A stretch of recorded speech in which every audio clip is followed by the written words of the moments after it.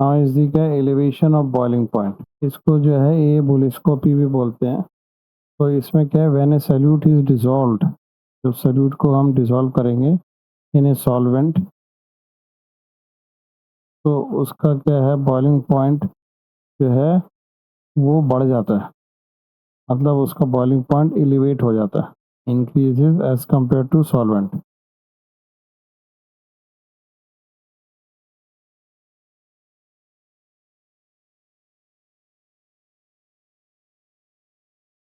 अब boiling point क्या होता है, बॉइलिंग पॉइंट तब होता है जब vapour pressure of liquid is equal to the atmospheric pressure. मगर जब उसमें नॉन वोलेटाइल सॉल्यूट मिला देते हैं तो उस टेम्परेचर पे बॉयल नहीं करता, ज़्यादा हीट दे करके उसका टेम्परेचर ज़्यादा बढ़ जाता है, वहाँ पे बॉयल करता है। तो जैसे आप इस ग्राफ में देखते हैं, इसमें ए बी क्या है, सॉल्वेंट है, और उसमें नॉन वोलेटाइल सॉल्यूट मिला दिया, तो ये सी डी का कर्व मिल गया हमारे। कर्व में हम ये फाइंड आउट करते हैं, तो बॉइलिंग टेम्परेचर जो है वो ये टी बी है, और जबकि ये सॉल्वेंट का टी डिग्री बी है, तो ये इंक्रीज हुआ। तो ये इसको क्या बोलते हैं, एलिवेशन ऑफ बॉइलिंग पॉइंट। अब इस ग्राफ से हम देखते हैं कि वेपर प्रेशर जो है इंक्रीज हो रहा है विद इंक्रीज इन टेम्परेचर। ये वेपर प्रेशर है, ये देखो इंक्रीज हो रहा है विद इंक्रीज इन टेम्परेचर। जैसे जैसे टेम्परेचर इंक्रीज कर रहे हैं वैसे वैसे वेपर प्रेशर बढ़ रहा है। और अगर एक पर्टिकुलर टेम्परेचर में देख लेते हैं, मान लो इस पे देख लेते हैं, तो इस पे क्या है, सोल्यूशन का वेपर प्रेशर जो है वो लेस है देन दी सॉल्वेंट। तो सॉल्वेंट का कर्व क्या है, ऊपर है, और सोल्यूशन का नीचे है। इसका मतलब at any point the vapour pressure of solution is less than the vapour pressure of the solvent. इसलिए जो है द कर्व सी डी जो है ये lies below the curve of A B के नीचे ये मिलता है कर्व। अब टी डिग्री बी क्या है, दिस इज दी क्या है, boiling point of the pure solvent. T B क्या है, this is the boiling point of the solution. तो इसका मीनिंग क्या हुआ कि हमारा T B is greater than the T degree B. अब इसमें से अगर हम टी बी से अगर टी डिग्री बी घटा देंगे तो डिफरेंस इन टेम्परेचर आ जाएगा। तो इसको क्या बोलते हैं, एलिवेशन ऑफ बॉइलिंग पॉइंट। और अब इसमें जो है हम देखते हैं कि ये एलिवेशन ऑफ बॉइलिंग पॉइंट क्या है, डायरेक्टली प्रोपोर्शनल टू दी ये मोलैलिटी को है। तो what is molality, molality is the it is the number of moles of the solute present in the 1000 gram of the solvent.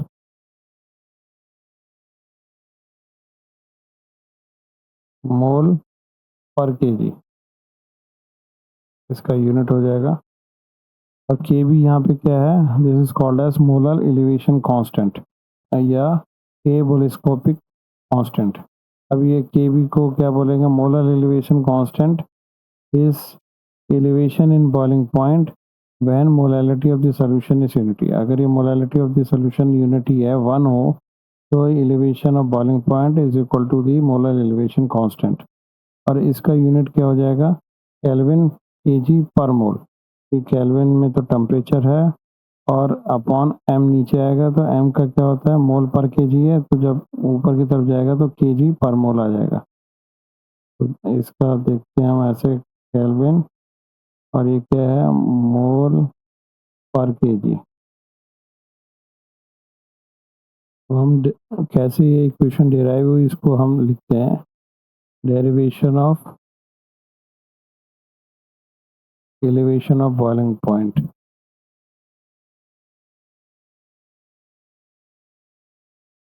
और ये जो एलिवेशन ऑफ बॉइलिंग पॉइंट जो है वो किस पे डिपेंड करता है, हमने ग्राफ से देखा, change in the vapour pressure of the solvent and the solution. तो दोनों में चेंज है, सॉल्यूशन का वेपर प्रेशर क्या है, लेस होता है, और सॉल्वेंट का जो है वेपर प्रेशर ज़्यादा होता है। तो ये है। तो अकॉर्डिंग टू राउल्ट्स लॉ क्या बोलता है कि change in the vapour pressure is directly proportional to the mole fraction of the solute. तो दिस इज दी क्या, mole fraction of the solute in solution.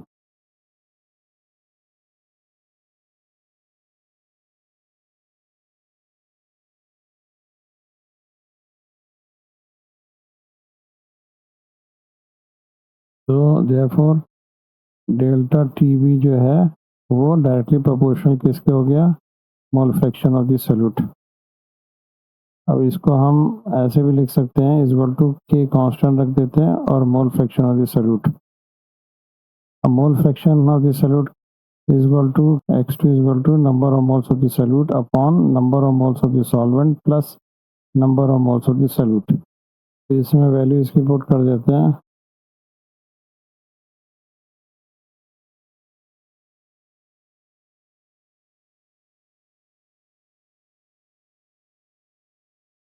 अगर सोल्यूशन डाइल्यूट है तो ये N2 is can be neglected, तो then the delta T B is equal to K N2 upon N1। अब number of moles क्या होता है, number of moles is equal to of solute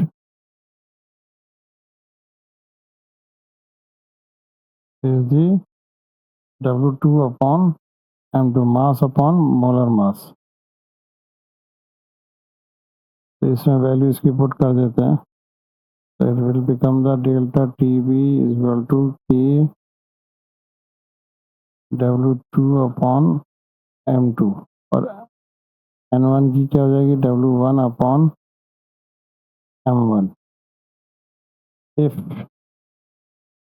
W1 जो है हमारा 1000 ग्राम है या 1 kg है, delta T B is equal to क्या हो जाएगा, के, तो N2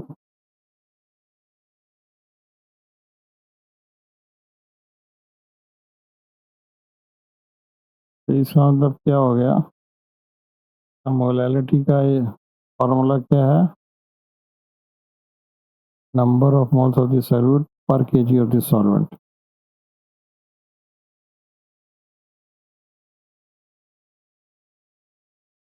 तो दिस इज दी क्या है, पर KG of the solvent M1 इन जो है इन ग्राम्स में है।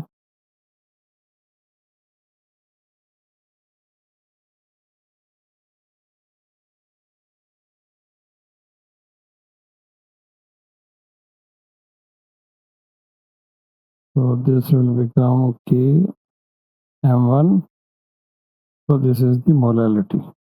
So K M1 is another constant which can be written as the Kb constant multiplied by M। So delta Tb is equal to this, so Kb is the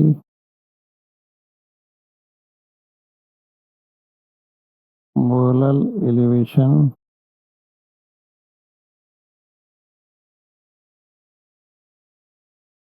constant और A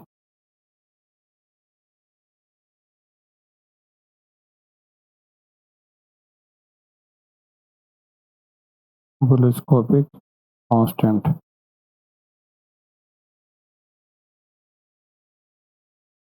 तो ये हमने derive कर दिया, delta T B is equal to K B into M. अब देखते हैं यहाँ पे सॉल्वेंट है उसका जो है मोलर एलिवेशन कांस्टेंट दिया है, वाटर का क्या होता है 0.52 है केल्विन केजी पर मोल, इथेनॉल का क्या है 1.20 है, कार्बन टेट्राक्लोराइड का क्या है 5.03 है। तो नेक्स्ट पे चलते हैं हम, molecular mass of solute from elevation of boiling point. हमने जो है मॉलिक्यूलर मास निकालना है from the elevation of boiling point. Delta T B is equal to A B into molality. Molality क्या है हमारे पास, इज इक्वल टू क्या है, number of moles of the solute पर केजी ऑफ द सॉल्वेंट। तो 1 kg ऑफ द सॉल्वेंट लिख देते हैं यहाँ पे।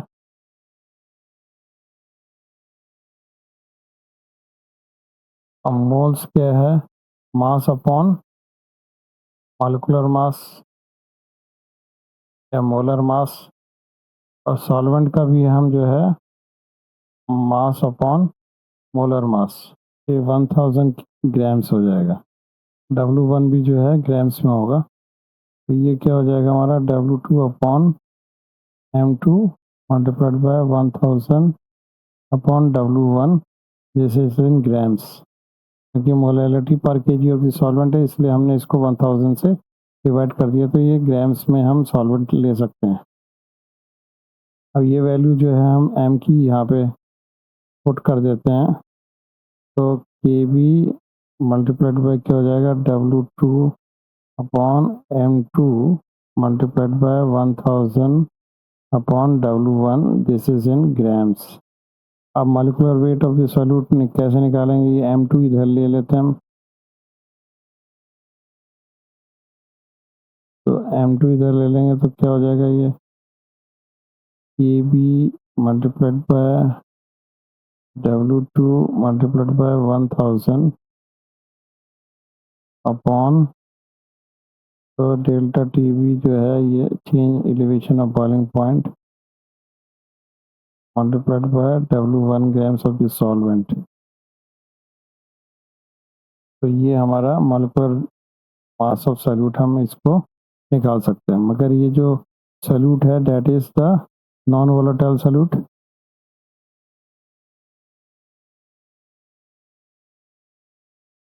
और नॉन आयनिक, आयनिक नहीं होना चाहिए, नहीं तो वो डिसोसिएट हो जाता है या एसोसिएट हो जाता है।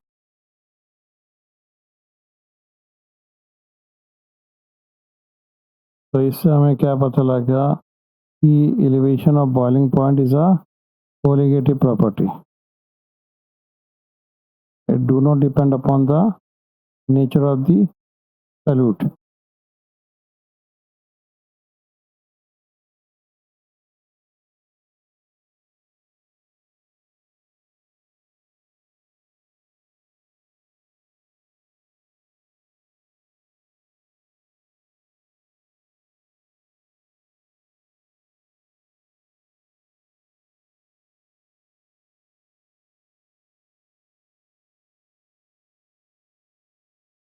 It depends upon molality.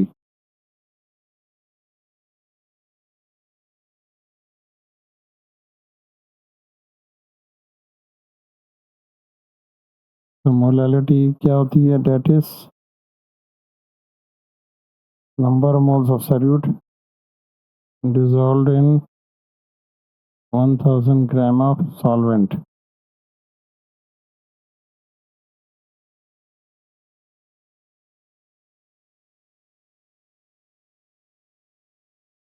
Now the molar elevation constant जो है उसका determination from the enthalpy of vaporisation. अब एंथैल्पी ऑफ वेपराइजेशन से हम कैसे निकाल सकते हैं molar elevation constant, that is the KB। तो वो ये किसके बराबर होता है, RT स्क्वायर अपॉन 1000 LV। तो L इज क्या है, लेटेंट हीट ऑफ वेपराइजेशन पर ग्राम ऑफ द सॉल्वेंट। और ये लेटेंट हीट ऑफ वेपराइजेशन किसके बराबर होता है, इक्वल टू क्या है, enthalpy of vaporisation upon molecular mass of solvent M1। तो इसकी वैल्यू हम इसमें डालेंगे तो क्या हो जाएगा, तो KB इज इक्वल टू क्या हो जाएगा, R अपॉन 1000 LV। तो ये हो जाएगा R अपॉन 1000, तो LV क्या है, latent heat of vaporisation multiplied by क्या हो जाएगा, delta vaporisation H upon M1। तो M1 ऊपर आ जाएगा तो इधर लिख देंगे हम M1। तो ये हमारा ये इक्वेशन आ गया, इससे हम जो है पता लगा सकते हैं मोलर एलिवेशन कांस्टेंट। अब ये जो क्या है, T0 क्या है, boiling point of the solvent है, M1 क्या है, molecular mass of the solvent है, R की वैल्यू क्या है, it is a gas constant है, और ये वैल्यू है 8.314 जूल्स पर केल्विन पर मोल।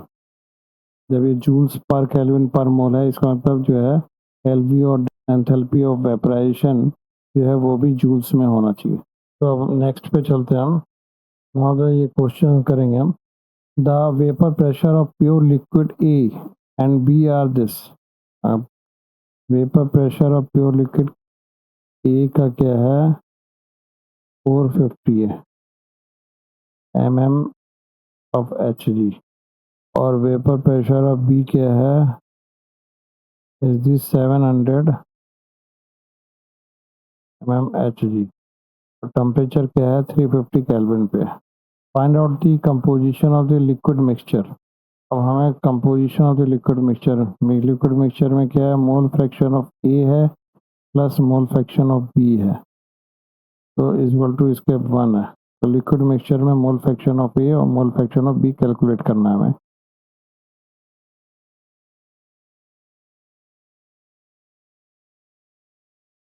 Total vapour pressure that means P total इस क्या है 600 mm Hg है।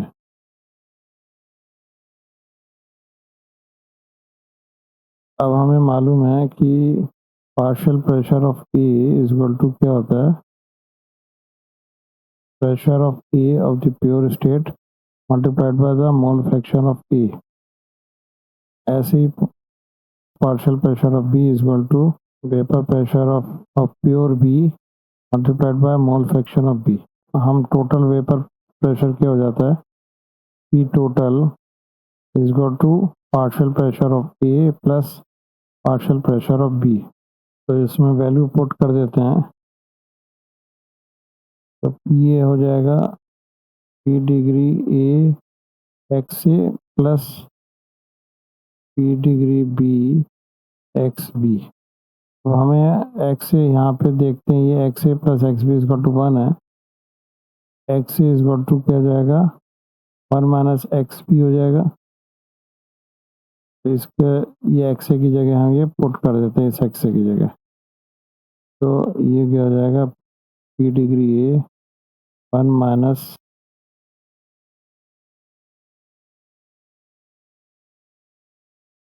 प्लस P डिग्री B फिर एक्स बी।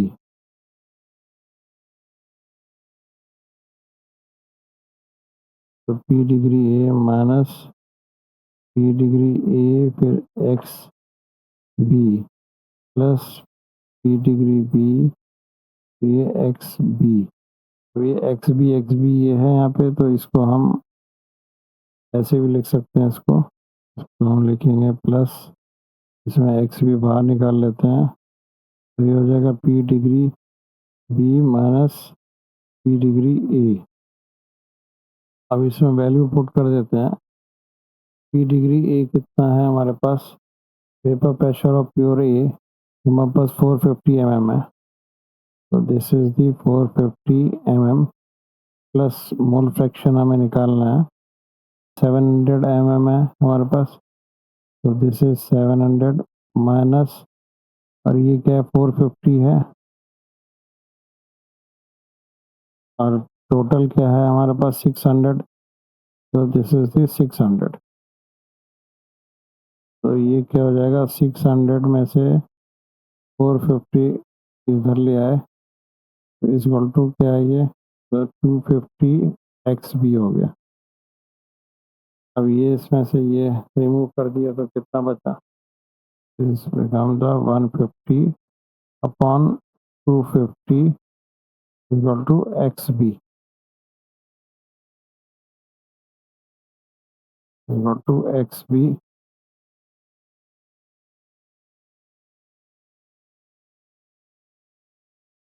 तो एक्स बी इक्वल टू 0.6 हो गया, एक्स बी हमें 0.6।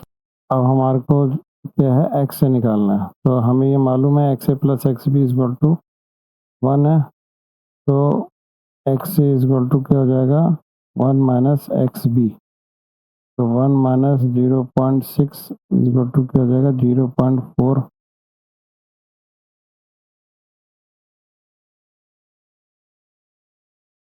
तो ये हो गया और ये हो गया, तो हमें एक्स ए और एक्स बी जो है मिल गया लिक्विड मिक्सचर में। कंपोजिशन ऑफ लिक्विड मिक्सचर में मोल फ्रैक्शन ऑफ ए 0.4 मोल है और जो है mole fraction of B in liquid mixture is 0.6। तो also find the composition of the vapour phase. तो वेपर फेस पर कंपोजिशन होती है उसको हमें फाइंड आउट करना। तो वेपर फेस कंपोजिशन हमें फाइंड आउट करना है।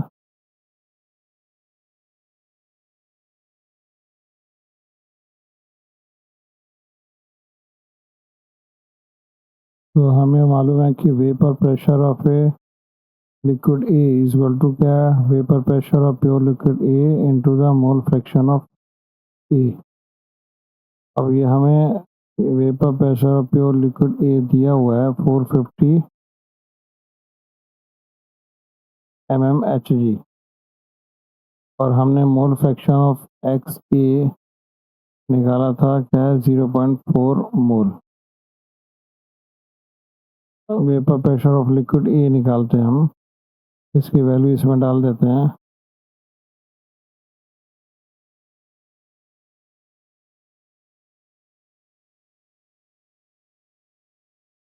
तो ये मिल गया हमारे को। ऐसे ही हम बी का निकालते हैं। तो this vapour pressure of pure B multiplied by mole fraction of the B.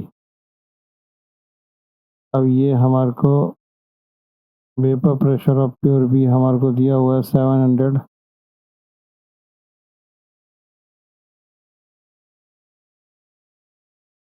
और मोल फ्रैक्शन ऑफ बी हमारे को हमने निकाला था 0.6 मोल। अब इसकी वैल्यू इसमें ऐड करेंगे तो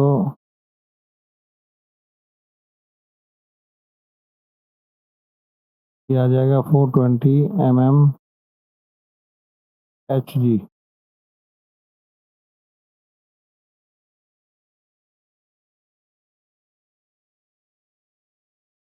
तो this is the partial pressure of B है और ये पार्शियल प्रेशर ऑफ ए है।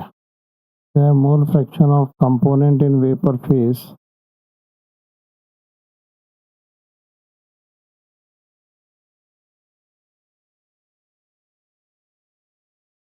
इज इक्वल टू क्या हो जाता है, it is the ratio of the partial pressure of that component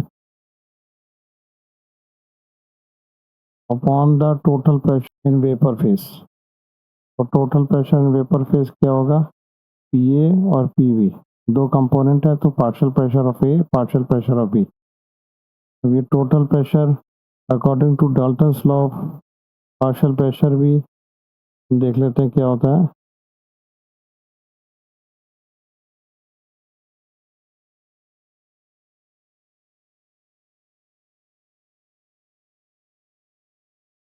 कहता है कि total pressure of A gas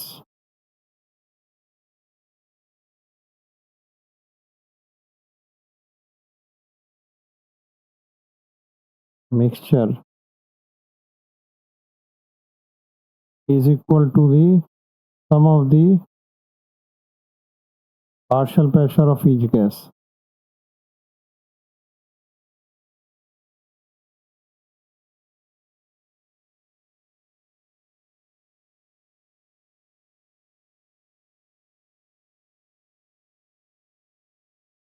तो ये अकॉर्डिंग टू डाल्टन्स लॉ भी जो है ये P A plus P V हो गया। तो अब हम इसको कैलकुलेट करते हैं mole fraction in vapour phase. तो X A is the mole fraction in vapour phase. तो ये हमने देखा ये पी ए, तो पी ए हमने कैलकुलेट किया, ये था हमारा 180 अपॉन, तो 180 प्लस 420 इजकल टू क्या हो गया 180 अपॉन 600 इजकल टू हो गया 0.30। तो एक्स ए इन वेपर फेस हमारा ये हो गया। अब एक्स बी देखना है हमें, मोल फ्रैक्शन ऑफ बी देखना है।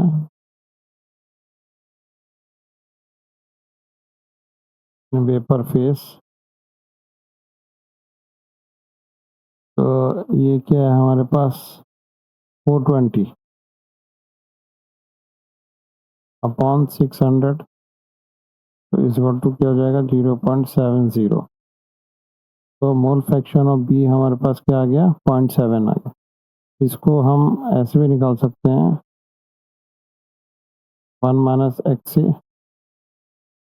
तो 1 माइनस एक्स से क्या है 0.3 इक्वल टू 0.7, तो एक्स बी इक्वल टू 0.7 है, तो mole fraction of B equal to 0.7 है। हम नेक्स्ट पे चलते हैं। Now question number 14, the vapour pressure of pure benzene at a certain temperature is 0.850 bar. तो प्योर बेंजीन का हम ये लिख देते हैं 0.850 बार। A non-volatile non-electrolyte solid weighing 0.5 ग्राम, तो इसको लिख देते हैं ये सॉल्यूट है। अब इसको एडिट किया है 39 ग्राम ऑफ बेंजीन, W1 क्या है 39 ग्राम्स है, तो दिस इज बेंजीन, और इसका मोलर मास बेंजीन का क्या है 78 ग्राम्स है। Vapour pressure of the solution then is this, vapour pressure of the solution क्या हो जाएगा,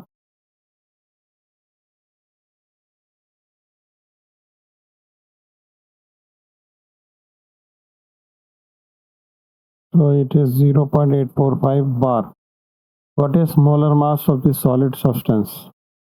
तो molar mass of the solid substance क्या है, ये M2 का जो सैल्यूट है उसका मोलर मास हमें निकालना है। तो अब हमने देखा है कि relative lowering of vapour pressure is equal to क्या होता है,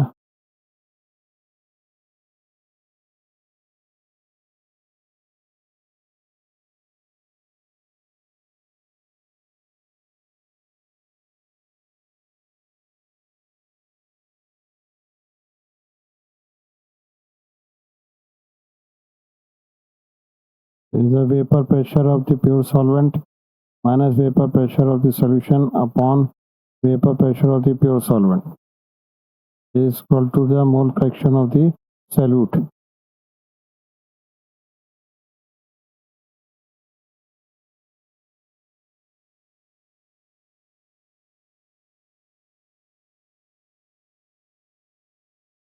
अब mole fraction of the solute क्या होता है, number of moles of the solute upon number of moles of solvent plus number of moles of the solute, that is the total number of moles of the which is present in a solution. So N2 is very small, so it can be neglected as compared to N1.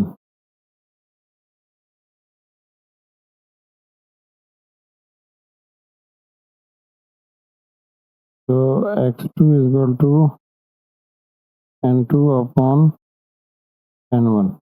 And now number of moles is equal to is the mass upon molar mass. So this is W2 upon M2. So if we put this value here, and for the N1 is equal to क्या हो जाएगा W1 upon M1.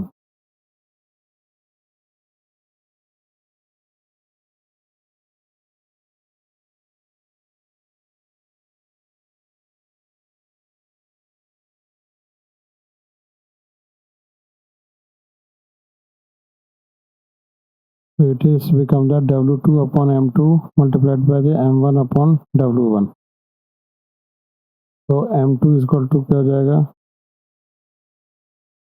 W2 into M1 upon W1 multiplied by the this relative lowering of vapor pressure. If we put all these values here, it is the 0.5 into 78 on W1 is the 39 multiplied by this is 0.850 minus 0.845 upon,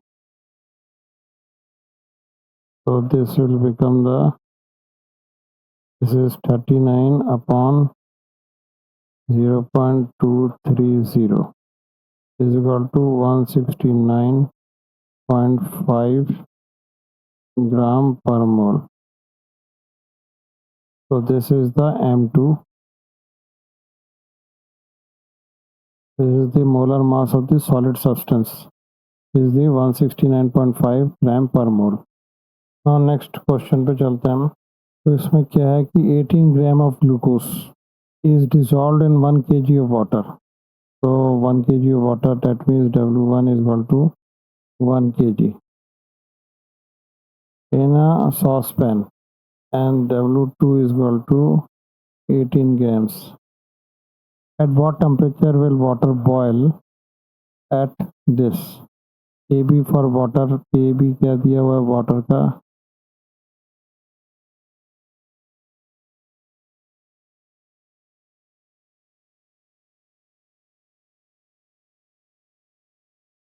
तो हमें TB निकालना है.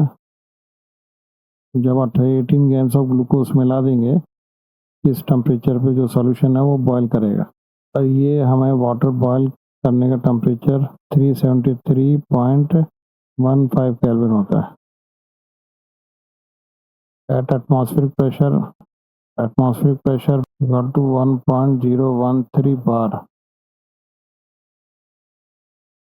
तो अब हमें मालूम है delta TB is equal to KB multiplied by molality.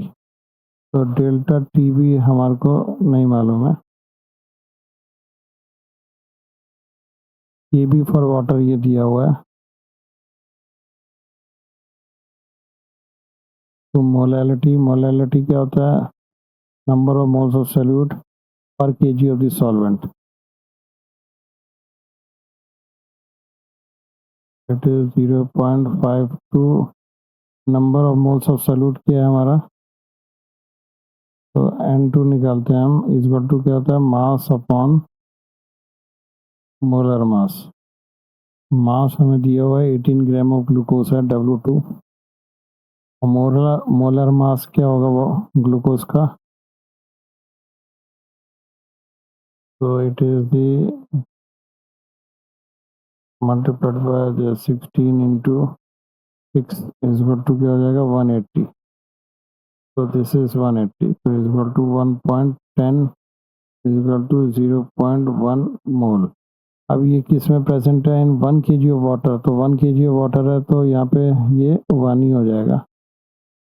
इसका मतलब ये इसके बराबर हो गया. अब यहाँ पे बॉइलिंग पॉइंट किस देखना है, तो ये बॉइलिंग पॉइंट ऑफ सोल्यूशन ज़्यादा होगा minus boiling point of the water, that is pure water. तो ये हो जाएगा हमारा 0.052. तो TB is equal to 0.052 plus T degree B equal to 0.052 plus ये T डिग्री B क्या था हमारा? 373.5 केल्विन. 373.15 केल्विन. तो ये इसको जोड़ देंगे तो क्या हो जाएगा? 373.202 केल्विन. तो ये टेम्परेचर हमारा TB आ गया.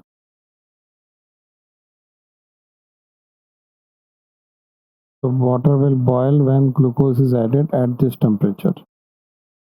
So this is the answer. Now we move to the next. So the boiling point of benzene is 353. So boiling point of benzene is 353.23 Kelvin. When 1.8 gram of non-volatile solute was dissolved, so W2 is equal to 1.8 gram. So this is of solute, and W1 is the 90 gram. The boiling point is raised to the this, so that means boiling point is raised to 354.11 Kelvin. So TB is this and T degree B is this. Calculate the molar mass of the solute. तो हमें ये molar mass of the absolute निकालना है। और के B हमारे को क्या दिया हुआ है 2.53 केल्विन केजी पर मोल। तो अब हमें मालूम है delta T B equal to क्या होता है K B multiplied by molality. तो इक्वल टू क्या है के बी मल्टीप्लाइड मोलैलिटी क्या हो जाएगा W2 अपॉन M2 पर के जी ऑफ द सॉल्वेंट। तो ग्राम में कन्वर्ट करेंगे तो 1000 से डिवाइड करेंगे अपॉन W1।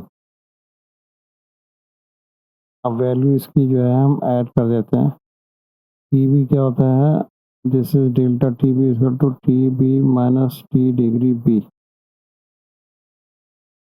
इक्वल टू क्या हो जाएगा K B into W2 into 1000 upon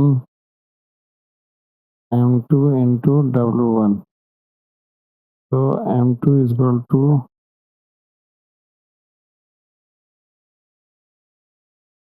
W2 multiplied by 1000 upon TB minus 3 degree B multiplied by W1। तो KB क्या है हमारे पास 2.53, W2 क्या है 1.80 multiplied by 1000।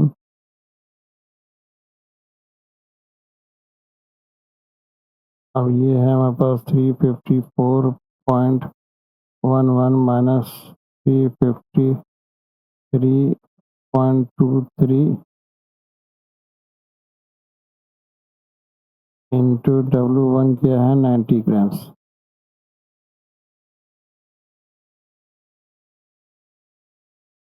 तो ये आएगा हमारे पास 4554 अपॉन 79.2। तो this is equal to the 57.5 gram per mole. तो the molar mass is equal to क्या है 57.5 ग्राम पर मोल।